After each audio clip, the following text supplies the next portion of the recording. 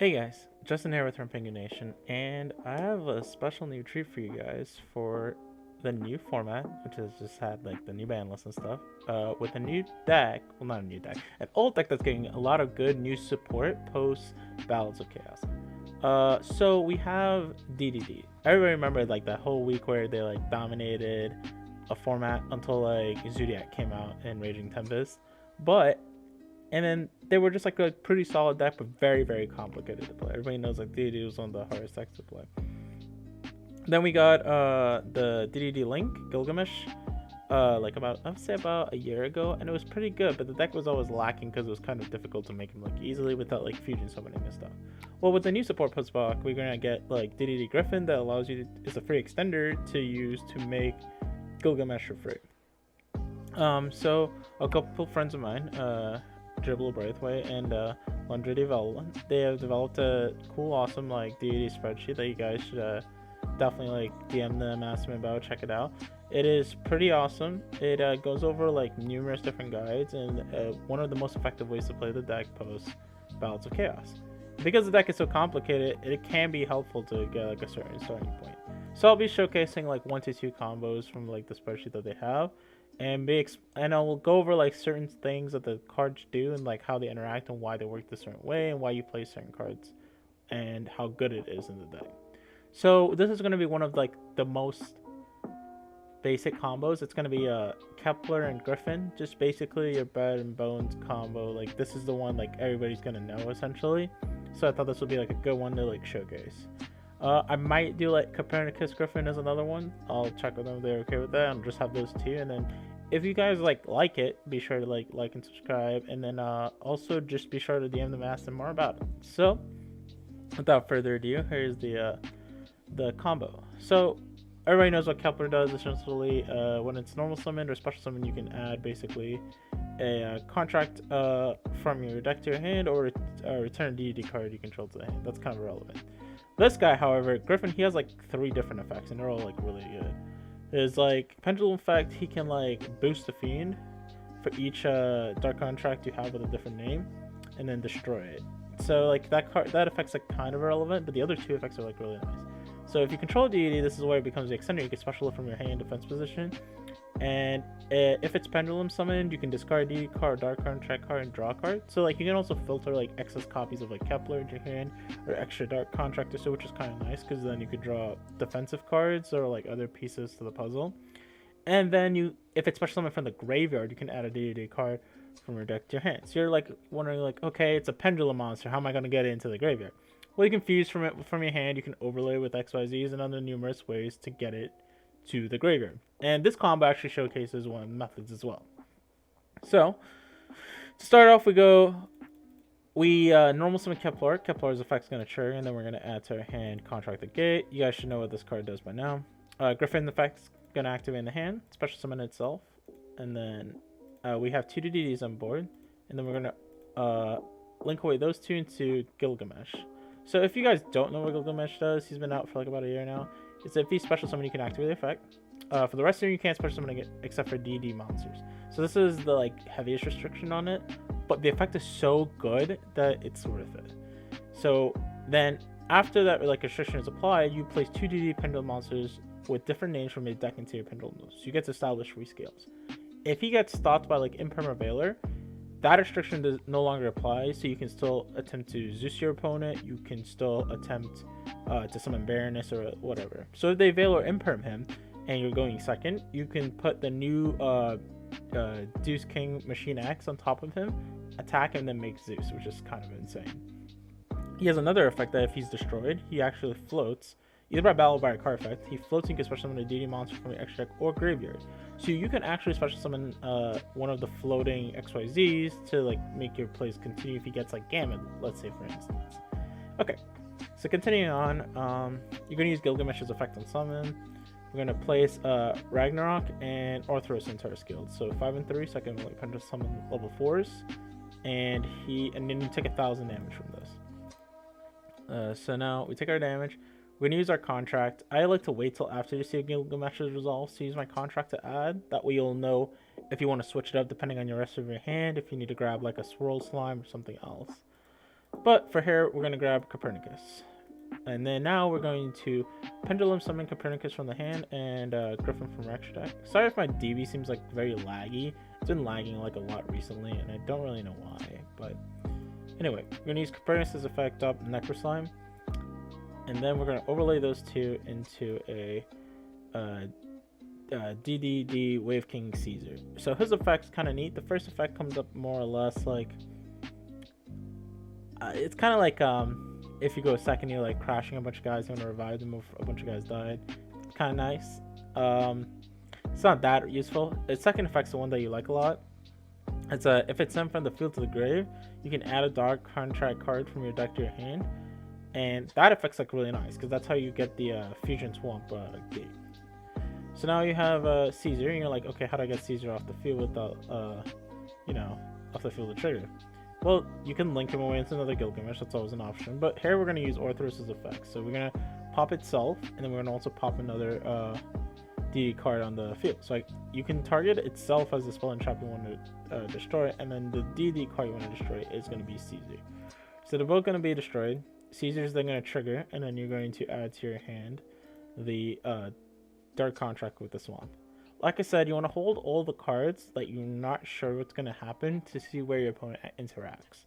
So, Necroslime is like a guarantee that we know we're going to do this turn that's known.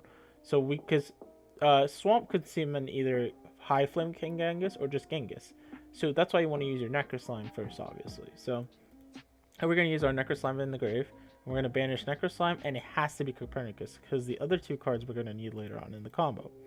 So we're going to banish Copernicus and Necroslime, and then we're going to summon out our Flame King Genghis. So this one, everybody knows what it does. It's a level 6 one that will revive one if you special summon a DD monster. So, one manual way we can trigger, usually would be you can play Swamp King, summon it. But, because of the new support, we're able, this was a slight misclick here. I meant to summon the Gilgamesh and overlay on it. We're going to overlay onto him like the Doom King Machina. So this is similar to like how you'd overlay Dingirsu onto Galatea. That's why you can do it on him. But he can go over any of your triple D monsters, which is neat because he's just like a free guy you can make. So his effect's actually really neat. Once we're chaining when a monster card your opponent control activates this effect, you can detach 2 materials from it, and then then take control and then attach that card to it as a material. Or you can destroy a contract instead to use the effect. So now his effect is not a cost, so you can go Circuit and it will not work. And he only works on monsters your opponent controls. So they have a card that activates in the field and needs to like kind of stay on the field to resolve. Then he'll be like super useful. So that's kind of neat. But we're usually making him our Heritage Singer or Flame King Genghis because I special the DD monster. So Flame King is going to revive our Caesar, which we can do because he was properly XYZ summoned. And now, from here, we're going to make our Talisman on top of our Caesar. So Talisman's condition is that you just need to use a rank 4 DD monster to make him, which is what Caesar is. So he's kind of like, you can slap him on top essentially. So during either player's turn, if any effect damage is taken in his turn, you can detach material and then target one face-up monster in the field, loses 1,000 attack and defense, and you can bring your opponent for 1,000. Well, you can use that effect because we did take damage this turn from our Gilgamesh. So I'm gonna just go ahead and use the effect, detach, bring our opponent for 1,000. So now we're both at 7,000. So from here, we're going to use our Swamp King to fuse from the field, our King Tell, and then we're going to banish specifically the Caesar from the grave because you want to keep the Griffin in the grave. So anything you use from the hand or field will go to the grave, and then if you use from the grave, it will get banished instead. So now we're going to fuse those two to summon out another Genghis. So now Marksman's floating effect can trigger. This is its last effect. Is that if it's sent from the field to the graveyard, you can send one DD or Dark Contract card from your deck to the graveyard. So like I said, there's like different avenues you could take, but the best one for her is we're gonna send one of the new cards that also came out, which is Patented Dark Contract Documents. This one says then if this card is sent to the graveyard, you can add a DD monster from your graveyard or face-up extra deck to your hand. You can use this effect of Patented Dark Documents once per turn. So because like you could only play 2 Orthros, you want to generally just take the one back from the extra deck to your hand because you might need the other one in deck from like contract with the gate to add to like out of backer or so. It depends how many Orthros you really play though. But anyway, we're gonna add Orthros back to our hand from the contract. Then now we are going to overlay both the Gengises into Wave King Caesar. So this card is insane. It's actually really good against like the Brave stuff as well because of what it does. Essentially, you can detach a material and it can solemn warning a card essentially. Not once per chain, not once per turn. So if they use a spell trap card or monster effect that would activate a special summoner card, you can detach a material and negate it. And then you can make one other DD monster you control this turn gain 1800 attack until the end of the turn. So that's kind of neat because you can keep pumping like either Psych-Freed or Machina X up, which is kind of nice. And if it's sent from the field to graveyard, you can add a Dark Contract card from your deck to your hand. So he is like a double like solemn warning that boosts attack, and then when he's out of it, he adds a contract. So he's kind of like super insane. So if you get Zeus, you still like get follow up out of him, which is insane. So now we're gonna use our Ragnarok because we made our King Caesar to trigger. It says whenever you special summon a deity, you can trigger the special die. And this is where we're gonna bring back our Griffin from the grave. Now because we revived one, we're also gonna take 1,000 points of damage. Well, this is actually very relevant because we took damage. Now we can use Orthros' other effect and special it from the hand. And for the rest of the time, we're locked into Fiends, but that's kind of irrelevant because we're kind of already locked into DDDs, which are just all Fiends, right? So anyway, we're going to use Orthros' effect in hand, but we're going to use this Chainlink 2 because Chainlink 1, we're going to use Griffin to search. So Chainlink 1 Griffin, Chainlink 2 Orthros, summon. And then we're going to add to our hand DDD Headhunt.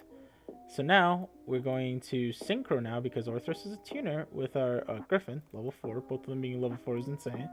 To make our Siegfried. And he's the guy who can negate a spell trap card on the field, which is kind of nice. So all your guys kind of like float. You have negates, pawn negates. You don't have omni negates, which is kind of unfortunate. But DDD Headhunt is a really good card that's coming out also in the new set. That you can take control of a opponent's monster until the end phase, but its effects are negated and can't declare an attack.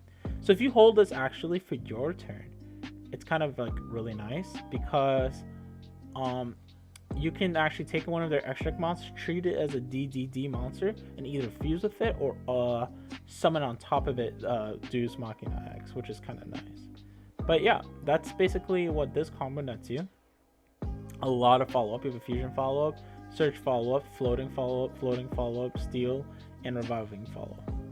If this combo is really interesting to you and you're very interested in DDDs, I definitely recommend you check out their spreadsheet. Like I said, Lundrity, Velen, and Dribblexy, they put a lot of time into it, and it's pretty good. Like I said, I might post like one more combo from there, but hopefully this kind of like, you know, opened up to what the deck can do for you in the new format. This is Justin with Rampengu Nation, and see you guys.